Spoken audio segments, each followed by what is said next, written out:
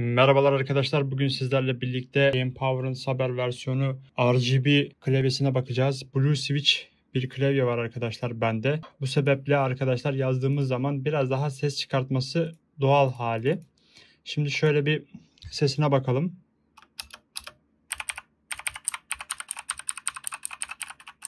Görüyorsunuz arkadaşlar gayet güzel. Diğer klavyelere oranla arkadaşlar görüyorsunuz altında da bir aydınlatma bulunuyor. Bu çeşit çeşit yanabiliyor arkadaşlar. Bunu istediğiniz gibi böyle modları bulunmakta. Değiştirebiliyorsunuz. Bu şekilde görüyorsunuz. İsterseniz de böyle kapatabiliyorsunuz gözünüzü çok alacağını düşünürseniz. Bu şekilde görüyorsunuz arkadaşlar her tuşta ayrı bir renk ataması yapabiliyorsunuz. Bu şekilde burada görüyorsunuz ses açma, ses kısma, hesap makinesi, ses kapatma gibi tuşlarımız da mevcut.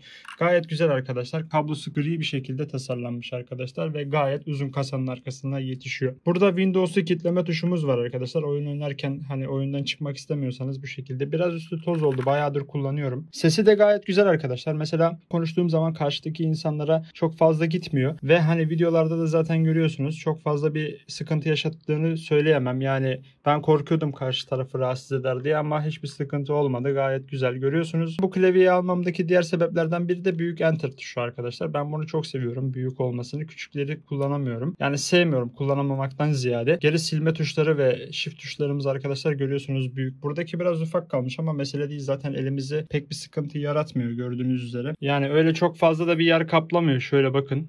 Görüyorsunuz. Lock tuşlarımızın olması da zaten gayet güzel oluyor.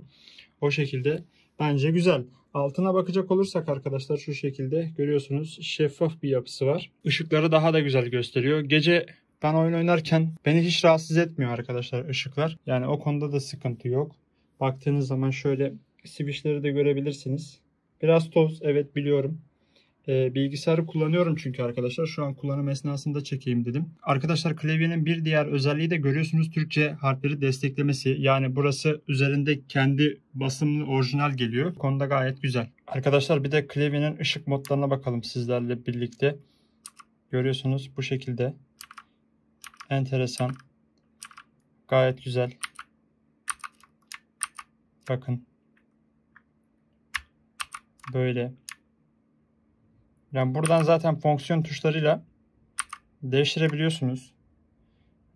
Farklı farklı bakın böyle farklı modlar bulunmakta. Bakın böyle rengarenk bir şey istiyorsanız cıvıl cıvıl görüyorsunuz. Bakın böyle oynar, yanarlı dönerli, şekilli şukulu. Şu an gündüz çekiyorum o yüzden çok fazla belli olmuyor olabilir. Şöyle de atamalar yapabiliyorsunuz arkadaşlar. Profiller oluşturabiliyorsunuz. Onlar arasında da geçiş yapabiliyorsunuz. O şekilde. Ben genelde bunu kullanıyorum. Rengarenk arasında gelip geçiyor böyle dalgalı bir şekilde. Gayet güzel. Almak isteyen insanlara tavsiyemdir. Kırmızı switchlisini de alabilirsiniz. Hiçbir sıkıntısı yok. Parmaklarınızı yormuyor. Yazım hissi güzel. 10 numara bir klavye arkadaşlar.